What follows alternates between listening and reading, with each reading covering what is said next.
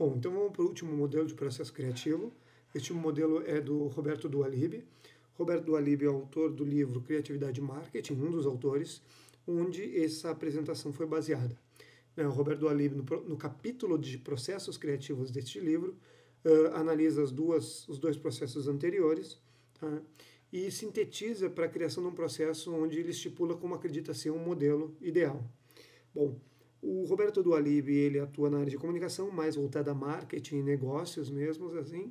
Vocês vão perceber isso já pela análise que ele vai fazer da síntese desses processos criativos. E a grande diferença do processo criativo do Dualib é o início e o final, porque o miolo dele, basicamente, é a síntese de um processo criativo como nos modelos anteriores. Vocês vão perceber agora, já de cara, pela primeira etapa do processo dele, que ele chama de identificação. Ele retira a etapa de desejo do Dom Fabum, né? E ele diz, olha, não, processo criativo, como ele é profissional, a pessoa por si só já tem que ter vontade de fazer. Então, na verdade, para começar um processo criativo profissional, tu precisa, a primeira coisa é identificar qual é o teu problema. Acho que vocês lembram daquela nossa aula em que a gente discursou e conversou sobre o que seria um problema. A ideia central do Dualib é dizer, olha, às vezes as pessoas estão tentando criar coisas onde não devem criar, onde aquilo realmente não é o problema delas. Tá? A segunda etapa do processo é a preparação. Só que a preparação do Dualib está dividida em duas partes. Ele chama a primeira de preparação direta, que é buscar informações, a mesma coisa, sobre o assunto, como é que funciona, com pessoas que conheçam do assunto, gente. Pessoas que estão envolvidas com a fabricação, com a produção, com o consumo em si daquele objeto e conheçam do assunto. E ele diz, e isso a gente percebe até pelos outros modelos, que existe de fato um conhecimento indireto, né, que ele chama de preparação indireta, que é tentar buscar o conhecimento popular sobre aquelas pessoas que não sabem nada entre aspas, né, sobre esse assunto. Por exemplo, eu vou fazer uma matéria, uma pauta sobre jornalismo, sobre presídios, e diretamente eu vou buscar o diretor do presídio, o policial que cuida lá do presídio, eu vou falar com o preso, mas indiretamente eu vou falar com a minha avó, que não entende nada de presídio. Porque o lance que o Roberto Dualib fala é que é muito possível que essas pessoas que não entendem do assunto estejam desprendidas daquele freio que a gente tem de quem conhece o assunto. Normalmente quem conhece o assunto se prende e começa a dizer, não, isso não pode, aquilo não pode ser desse jeito, porque entende do assunto, então se proíbe algumas coisas. E a pessoa que não está ligada ao assunto não se proíbe a nada, então ela pode nos trazer algumas visões ingênuas, porém peculiares sobre aquele conhecimento. A outra etapa é a incubação, que a gente conhece, né? O trabalho mental, cognitivo, para se preparar com essas coisas que nós vimos antes. Depois a etapa de warm-up. É interessante, né? Todo mundo que trabalha com marketing precisa botar uma palavra em inglês. Não basta escrever esquentamento igual o Dom Fabum. Tem que botar em inglês, que é a mesma coisa. É o encontrar caminhos, né?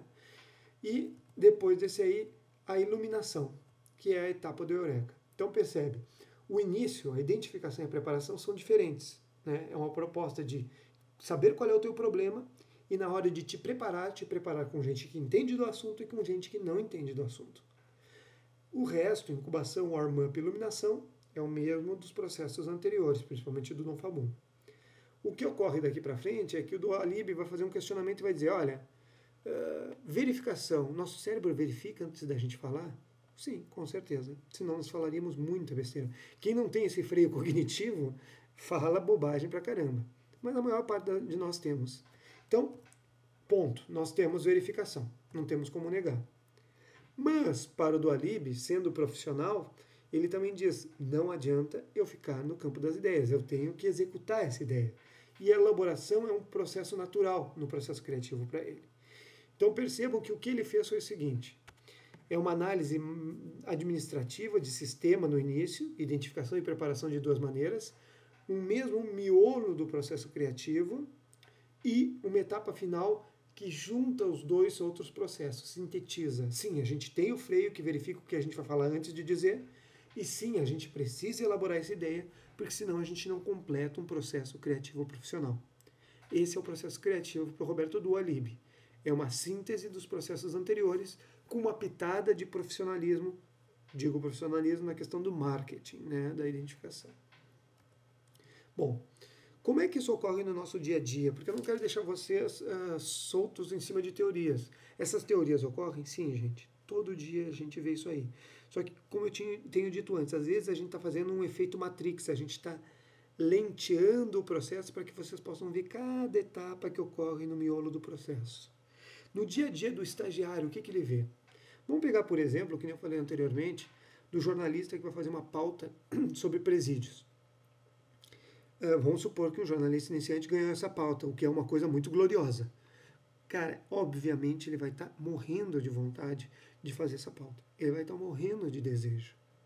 Ele vai se preparar, ele vai se questionar, ele vai atrás das entrevistas, vai fazê-las, de posse de todo esse material, que é a preparação e a manipulação dele, ele vai começar a incubar o quê? O texto. O texto inovador, com informações, com frases que ele resumiu da entrevista. E durante esse processo de incubação, vai ocorrendo várias maneiras de como ele pode escrever esse texto, de como ele pode citar as frases das entrevistas, isso é o esquentamento. No momento em que ele tem o texto escrito pronto, é a iluminação. Quer dizer, ele encontrou o formato que ele queria. Antes de mostrar para alguém, ele vai ler, ele vai verificar, ver se aquilo lá não é muita bobagem. E aí ele vai mostrar para alguém. O problema das pessoas que trabalham com criatividade é que, afora ser um artista, tu sempre tem que mostrar para alguém. Um publicitário tem que mostrar para um diretor de comunicação, de criação, para um cliente. Um RP também tem que aprovar o seu evento. E o jornalista tem que mostrar para o seu editor, no caso do jornal impresso. Normalmente o editor vai lá e faz muitas críticas, risca ainda mais um texto iniciante, né? Não, olha aqui, isso aqui está errado. Não, olha esse viés, quem sabe tu te melhora aqui. E aí o que o estagiário vai pegar e vai fazer? Ele vai pegar aquilo e vai voltar para o trabalho. Muito feliz ainda, porque ele está numa oportunidade ímpar. Só que começa o erro aí. Para onde ele volta no processo criativo? O correto era dizer, bom, vamos voltar para o início. Vamos voltar de novo com vontade, com tesão, vamos nos preparar melhor, nos questionar sobre aquilo que foi criticado e começar a escrever de novo. Só que não é bem assim que funciona, gente. Os alunos, os estagiários acabam voltando para o esquentamento, que é onde tu tem mais uma série de ideias que tu já teve.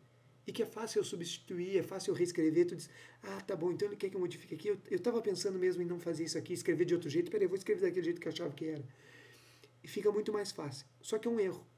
Porque tu vai voltar para o esquentamento, iluminar de novo, verificar e entregar de novo para o editor. E aí o editor vai olhar e vai dizer, mas olha aqui, tá a mesma coisa, tá um pouquinho diferente, mas eu pedi para te pensar diferente e tu não tá fazendo diferente. E diz, não, só um pouquinho que eu vou lá mudar. E tu volta para o esquentamento para pegar outra ideia. E fica nesse ciclo.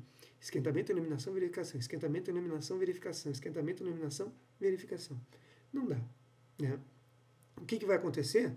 Esse ciclo vai se tornar vicioso e tu vai perder a coisa mais importante desse processo criativo para ti. Qual é? O desejo. Vai te cortar o tesão e a vontade de criar esse texto. E aí, num momento, tu vai chegar e vai olhar para o teu editor e vai dizer o seguinte, tá bom, o que tu quer que eu escreva? Eu escrevo. Não me incomoda mais. E, gente, nesse momento, vocês acabaram de não inovar, de não criar, de não ganhar uma grande experiência, vocês optaram pela parte mais prática, que é se livrar do problema. O problema quem é? O teu editor? Não, o problema não é o teu editor, o problema é a tua preguiça em recomeçar um processo criativo. Agora, no próximo segmento, no próximo filmezinho, eu vou falar com vocês um pouquinho sobre ferramentas que vão auxiliar que tu melhore esse processo criativo, que são as ferramentas que a gente viu na aula anterior.